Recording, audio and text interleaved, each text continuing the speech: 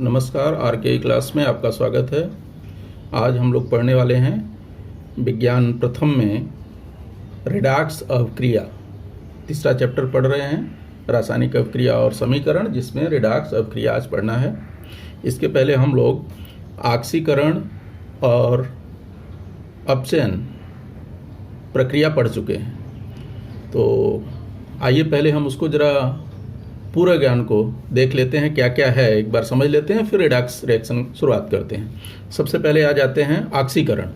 देखिए, ऑक्सीकरण का क्या होता है, जो ऐसे पदार्थ जो ऑक्सीजन का संयोग करते हैं, यानी संक्षेप में इसको देखिए क्या होता है। ये ऑक्सीजन का संयोग, ऑक्सीजन का संयोग अथवा हाइड्रोजन का मुक्त होना, हाइड्रोजन का मुक्त होना अथवा इलेक्ट्रॉन खोना,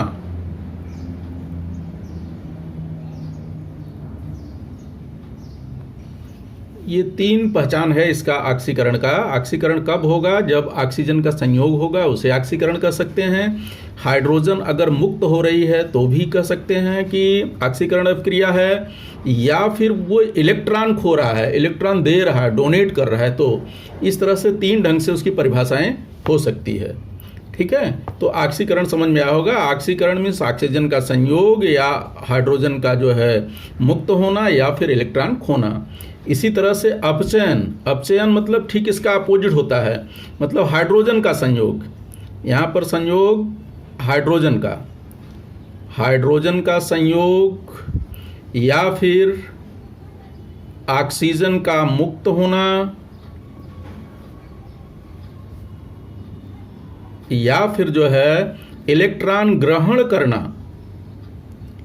अगर ऑक्सीजन हाइड्रोजन नहीं दिख रहा है तो दूसरी परिभाषा इसकी बनती है इलेक्ट्रॉन से, इलेक्ट्रॉन ग्रहण करना, जो इलेक्ट्रॉन ग्रहण कर रहा है। यानी अगर डिफरेंस भी अगर आता है एग्जाम में पूछा जा सकता है, ऑक्सीकरण और अपचयन अवक्रिया में अंतर स्पष्ट करो, तो ये 3 पॉइंट आसानी से लिख सकते हैं। इसमें ऑक्सीजन का संयोग होता है, जबकि अपचयन में हाइड्रोजन का संयोग होता है। ऑक्सीकरण में हाइड्रोजन गैस मुक्त होती है, जबकि अपचयन में ऑक्सीजन गैस मुक्त होती है। इसी तरह से ऑक्सीकरण में इलेक्ट्रॉन खोता है, जिसका ऑक्सीकरण होता है वो इलेक्ट्रॉन डोनेट करता है, देता है, और जिसका अपचयन होता है वो इलेक्ट्रॉन ग्रहण करता है। ठीक है, ये क्लियर हो गया होगा ऑक्सीकरण और अपचयन। अब देखते हैं अपचायक, रिड्यूसिंग एजेंट। जिसका ऑक्सीकरण होता है उसे ही क्या कहते हैं? अपचायक कहते हैं। अपचायक मतलब जिसका ऑक्सीकरण होता है, यानी जिसका ऑक्सीकरण हो, जिसका ऑक्सीकरण हो उसे कहेंगे, या जिसकी वजह से ऑक्सीकरण हो उसको भी अपचायक कहेंगे। जिसका ऑक्सीकरण हो वो भी अपचायक होगा, जिसकी वजह से ऑक्सीकरण होगा वो भी अपचायक होगा, या फिर दूसरा कह सकते हैं जो इलेक्ट्रॉन देता है, जो इलेक्ट्रॉन खोता है यानी इलेक्ट्रॉन देता है।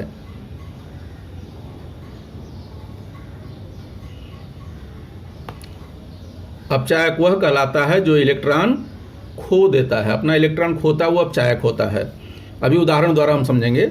ऑक्सीकारक, ऑक्सीडाइजिंग एजेंट, यानी जिसका अपचयन होता है, इसका एक पहचान है, जिसका अपचयन होता है, जिसका अपचयन होता हो, या फिर जो इलेक्ट्रॉन ग्रहण करता हो, जो इलेक्ट्रॉन ग्रहण करता हो। ठीक है, इसकी एक पहचान और है, जिसकी वजह से ऑक्सीकरण हो रहा है वो भी हो सकता है, और फिर ये जिसकी वजह से इसका अपचयन हो रहा है वो। तो उसको अगर दिक्कत होता है तो ये दोनों याद रखिए।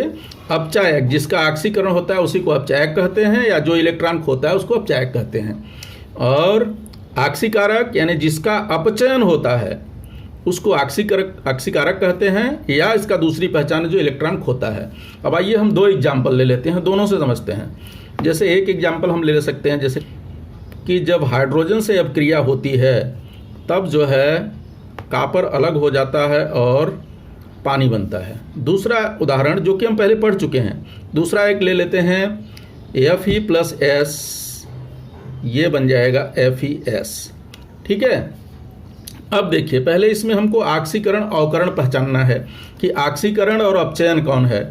अब यहाँ पर देखेंगे, अभी परिभाषा देखा ऑक्सीजन का संयोग, तो यहाँ पर देखिए ऑक्सीजन का संयोग हो रहा है, ये यहाँ ऑक्सीजन का संयोग हो गया, इसका मतलब ये क्या है, ऑक्सीकरण हो गया। ठीक है, यहाँ ऑक्सीकरण हुआ और यहाँ देखिए तो ऑक्सीजन मुक्त हो जा रहा है, ये कॉपर ऑक्साइड था और यहाँ बन गया कॉपर, यानी ये क्या हो जाएगा, अपचयन। यहाँ पर इसका क्या हो गया, अपचयन। ठीक है, अभी इधर जैसे बताया हमने इलेक्ट्रॉन का, अब ये देखिए इसको इलेक्ट्रॉन डोनेट करता है, इस पे +2 आवेश होता है और इस पर -2 आवेश होता है, तो ये इलेक्ट्रॉन डोनेट कर रहा है, इसलिए इसका क्या होगा, ऑक्सीकरण। यहाँ पर इसका क्या हो रहा है, ऑक्सीकरण हो रहा है और इसका क्या होगा, अपचयन होगा, ये ले रहा है। जो ऑक्सीजन जो इलेक्ट्रॉन दे रहा है, खो रहा है, उसका क्या हुआ, ऑक्सीकरण हुआ और जो ग्रहण कर रहा है उसका क्या हुआ, अपचयन हुआ। अब दोनों में देख सकते हैं ऑक्सीजन का संयोग ऑक्सीकरण होता है या ऑक्सीजन का मुक्त होना भी, ऑक्सीजन का मुक्त होना क्या होता है, अपचयन होता है। दूसरा उदाहरण हमने लिया जिसमें ऑक्सीजन हाइड्रोजन नहीं दिख रहा, वो वाला, यहाँ पे देखिए ये धनायन है तो ये इलेक्ट्रॉन अपना देगा, इसलिए इसका ऑक्सीकरण हुआ और ये इलेक्ट्रॉन रिसीव करेगा, इसलिए इसका अपचयन हो गया। ठीक है, अब आ जाते हैं अपचायक। अब देखिए ऑक्सीकरण किसका हो रहा है, हाइड्रोजन का, तो यहाँ पर अपचायक कौन हो जाएगा, यहाँ पर अपचायक बनेगा हाइड्रोजन। क्यों, ऑक्सीकरण किसका हुआ, हाइड्रोजन का, पहला पहचान है अपचायक का। अपचायक का पहचान क्या है, जिसका ऑक्सीकरण हो, ऑक्सीकरण यहाँ पर हो रहा है हाइड्रोजन का, इसलिए अपचायक हो गया हाइड्रोजन। दूसरा पहचान है जो इलेक्ट्रॉन खोता हो, इलेक्ट्रॉन ये खो भी सकता है यहाँ पर, क्योंकि धनायन है, ये किसको दिया, ऑक्सीजन को दिया, तो इसका दूसरा पहचान भी हो सकता है अपचायक का। ठीक है, यहाँ से भी निकाल सकते हैं। यहाँ पर अपचायक कौन हो जाएगा, ये, और अपचयन कौन सा हो जाएगा, ये रिड्यूसेशन। तो यहाँ पर ये कौन सा कहलाएगा, ये इसका अपचायक है, ये क्या हो गया, अपचायक इसमें, और इसमें अपचायक कौन सा हो गया, H2। अब दूसरा देखेंगे इसी तरह से कि इसका देखिए अपचयन हो रहा है, अपचयन दूसरी परिभाषा के अनुसार जिसका अपचयन होता है उसको ऑक्सीकारक कहते हैं। तो यहाँ पर ऑक्सीकारक कौन सा हो गया, ऑक्सीकारक, ऑक्सीकारक यहाँ पर हो गया CuO, कॉपर ऑक्साइड। ठीक है, क्यों, दूसरा पहचान जो है इसका, जो ऑक्सीजन देता है, ऑक्सीजन उपलब्ध कराता है, वो भी हो सकता है। तो यहाँ पर इसका अपचयन हुआ, किसकी वजह से अपचयन हुआ, तो उसके हिसाब से ये क्या हो जाएगा, ऑक्सीकारक। जिसका अपचयन होता है वो ऑक्सीकारक हो जाता है। इधर देखिए अपचयन इसका हुआ तो ये क्या हो जाएगा, ये इलेक्ट्रॉन ग्रहण कर रहा है, इसलिए ये क्या हो जाएगा, ऑक्सीकारक। ठीक है, यहाँ पर इसका ये अपचायक है तो ये ऑक्सीकारक है, यहाँ पर इसका ऑक्सीकरण हो रहा है, इसका अपचयन हो रहा है। यहाँ पर देखिए इसका ऑक्सीकरण हो रहा है इसलिए ये अपचायक हो गया, इसका यहाँ पर अपचयन हो रहा है इसलिए ऑक्सीकारक हो गया। इतना याद रखिए, जिसका ऑक्सीकरण होता है वो अपचायक होता है और जिसका अपचयन हो रहा है वो ऑक्सीकारक होता है। ठीक है, अब आते हैं जो है इसका देख लेते हैं रेडॉक्स रजिस्ट्रेशन। तो जिस अभिक्रिया में दोनों घटनाएं एक साथ घटित होती हैं, मतलब ऑक्सीकरण भी हो और अपचयन भी हो, ऐसी अवक्रिया को रिडॉक्स अवक्रिया कहते हैं। तो रिडॉक्स अवक्रिया क्या होती है? ऐसी अवक्रिया जिसमें ऑक्सीकरण और अपचयन दोनों एक साथ घटित हों, तो उसे कहते हैं रिडॉक्स अवक्रिया या रिडॉक्स रिएक्शन। इस तरह से रिडॉक्स अवक्रिया की परिभाषा बन जाएगी, जिस अवक्रिया में ऑक्सीकरण तथा अपचयन दोनों अवक्रियाएं एक साथ घटित होती हैं उसे रिडॉक्स अवक्रिया कहते हैं। इसका आके उदाहरण देख लेते हैं, कौन कौन से उदाहरण हो सकते हैं। जैसे देखिए इसका उदाहरण पहला ही जो अभी हमने लिखा था, यानी यहां पर क्या हो रहा है, इसको कहेंगे ऑक्सीकरण, ठीक है। और ये दूसरे साइड में इसका क्या हो जा रहा है, अपचयन। ये हो गया यहां पर अपचयन, ठीक है। ऑक्सीजन ग्रहण कर रहा है यानी जुड़ रहा है तो ऑक्सीकरण, ऑक्सीजन मुक्त हो रहा है तो अपचयन। दूसरा एग्जांपल लेते हैं। देखिए यहां पर ये हाइड्रोजन, देखिए यहां पे जुड़ रहा है, ठीक है। और ये वाला में क्या हो रहा है कि हाइड्रोजन मुक्त हो रहा है। यहां हाइड्रोजन मुक्त हो रहा है, तो हाइड्रोजन के मुक्त होने को हम क्या कहते हैं, ऑक्सीकरण। हाइड्रोजन जब मुक्त हो रहा है तो इसको हम क्या कहेंगे, ऑक्सीकरण। और यहां पर क्या हो रहा है कि हाइड्रोजन जुड़ रहा है। जब हाइड्रोजन जुड़ता है तब उसको कहते हैं अपचयन। अभी हमने परिभाषा बताया, परिभाषा याद रहेगा तो कोई दिक्कत नहीं होगा, ठीक है। आगे आते हैं अगले। इसमें अपचयन और अपचायक और ऑक्सीकारक भी इसी तरह जुड़ सकते हैं। जिसका ऑक्सीकरण हो रहा है, ऑक्सीकरण किसका हो रहा है, इसका, इसलिए ये क्या हो जाएगा, अपचायक। और अपचयन किसका हो रहा है, इसका, तो इसलिए क्या हो जाएगा, ऑक्सीकारक, ठीक है। आइए अगला एग्जांपल देखते हैं। यहां पे देखिए तो यहां पर जुड़ रहा है ये, तो इसलिए यहां पर ये क्या हो जाएगा, ऑक्सीकरण, ठीक है। और यहां पर हाइड्रोजन मुक्त हो रही है, ये सॉरी ऑक्सीजन यहां रिड्यूस हो रही है, ऑक्सीजन यहां से हट रही है। यहां पे ऑक्सीजन का संयोग हो रहा था इसलिए ऑक्सीकरण, यहां ऑक्सीजन रिमूव हो रहा है तो ये क्या हो जाएगा, अपचयन, ठीक है। नेक्स्ट एग्जाम्पल, ऐसा देखते हैं, कई एग्जाम्पल देख लेंगे। अब यहां देखिए तो यहां पर क्या हो रहा है, ये भी वैसे है। यहां देखिए तो ऑक्सीजन का संयोग हो रहा है। जब ऑक्सीजन का संयोग होगा तब उसको क्या कहेंगे, ऑक्सीकरण। और यहां पर ऑक्सीजन रिड्यूस हो रही है, यहां से देखिए ऑक्सीजन गायब हो जा रहा है। ऑक्सीजन जब गायब हो रहा है तो इसको क्या कहेंगे, अपचयन। ध्यान देते जाइए सब में।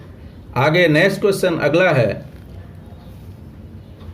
यहां देखिए तो ये भी उसी टाइप का रिएक्शन दिख रहा है, खाली पहचान आपको आना चाहिए। इसके लिए हमने कई एग्जांपल्स लिए हैं ताकि आप पहचान जाओ। ये देखिए यहां पर क्या हो रहा है, ऑक्सीकरण। कैसे पहचान रहे हैं, ऑक्सीजन जुड़ रही है इसके साथ। और यहां पे देखिए तो ऑक्सीजन हट रही है तो ये क्या हो जाएगा, अपचयन। यहां पर ये क्या हो गया, अपचयन। ऑक्सीजन रिमूव हो रहा है तो अपचयन, ऑक्सीजन जुड़ रहा है तो ऑक्सीकरण। इसी तरह से हम नेक्स्ट क्वेश्चन देख लेते हैं। ये देखिए जैसे बेरियम सल्फेट है और इसका कार्बन के साथ क्रिया होगा तो बेरियम सल्फाइड और कार्बन मोनोऑक्साइड बन रहा है। तो यहाँ पर भी सेम है, सिर्फ रिएक्शन चेंज हुआ है, बाकी प्रोसेस सब सेम दिख रहा है। तो ये हो गया ऑक्सीकरण। क्यों ऑक्सीकरण हुआ, क्योंकि ऑक्सीजन यहाँ ऐड हो रही है, ठीक है। और यहाँ पर देखेंगे तो ऑक्सीजन रिमूव हो रही है, यहाँ से ऑक्सीजन गायब हो जा रही है तो ये क्या हो जाएगा, अपचयन।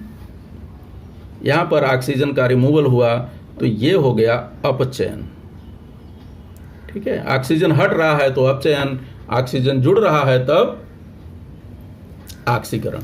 ठीक है, आगे और नेक्स्ट क्वेश्चन देख लेते हैं। यहां पर देखिए, तो यहां इसमें और इसमें ये देखिए H2S के साथ सल्फर डाइऑक्साइड की क्रिया हो रही है, तो यहां सल्फर बन रहा है और पानी। तो इसमें देखिए यहां पर क्या है, ऑक्सीजन जुड़ रही है, तो क्या हो जाएगा, ऑक्सीकरण। और यहां देखिए ऑक्सीजन रिमूव हो रही है, सल्फर डाइऑक्साइड से सल्फर बन गया, तो ये क्या हो गया, अपचयन। ठीक है, इसी तरह से और एक एग्जाम्पल देख लेते हैं, ये समझ में आ जाना चाहिए। अब यहां देखिए तो कहां पर ऐड हो रहा है, यहां देखिए HCl के साथ ये बन जा रहा है पानी, तो यानी यहां पर वो ऐड हो रहा है H के साथ, तो यहां बन जाएगा ऑक्सीकरण।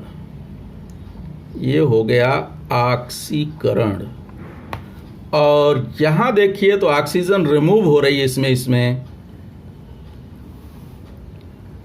यहां ऑक्सीजन था, यहां ऑक्सीजन रिमूव हो गया, तो ये हो गया अपचयन। ठीक है, कई एग्जाम्पल हमने लिए इसलिए ताकि आपको अच्छी तरह समझ में आ जाए कि कौन सा ऑक्सीकरण है और कौन सा अपचयन है। ठीक है, तो यहां तक तो समझ में आया होगा। हर एक रिएक्शन को ध्यान से देख लीजिए।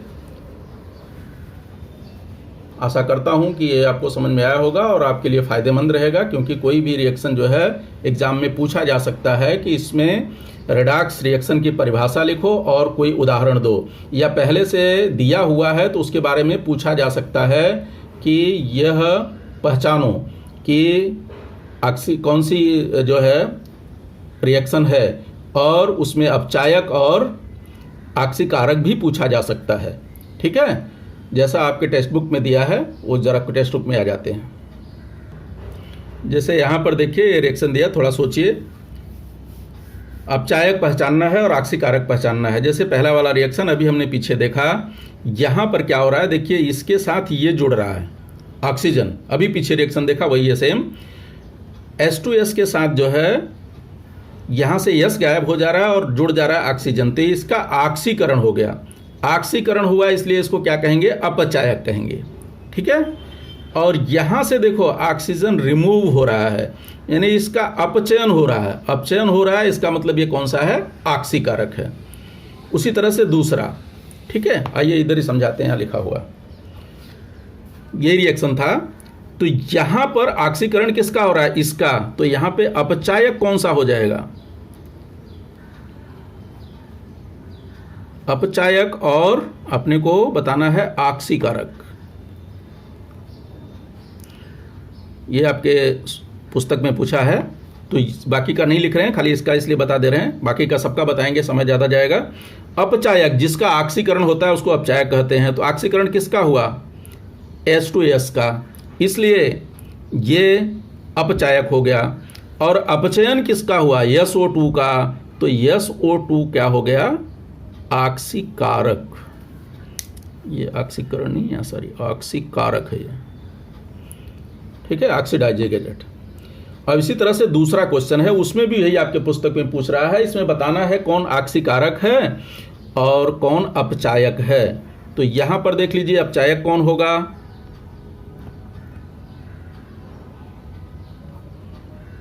अपचायक और ऑक्सीकारक बताना है। अब अपचायक कौन होगा, जिसका ऑक्सीकरण होगा। ऑक्सीकरण किसका हो रहा है, HCl का। HCl का ऑक्सीकरण होगा तो यहाँ पे आ जाएगा HCl। ठीक है, और ऑक्सीकारक कौन हो जाएगा, जिसका अपचयन हो रहा है। अपचयन किसका हो रहा है, MnO2 का, तो यहाँ पे आ जाएगा MnO2, मैग्नीज डाइऑक्साइड। ठीक है, दिख रहा है। तो यहाँ पर अपचायक HCl और ऑक्सीकारक जो है MnO2। फिर आइए अगले क्वेश्चन में आते हैं आपके। अगला क्वेश्चन कह रहा है कि ऑक्सीकरण अर्थात इलेक्ट्रॉन को खोना, तो अपचयन अर्थात क्या की जगह क्या हो जाएगा, इलेक्ट्रॉन ग्रहण करना।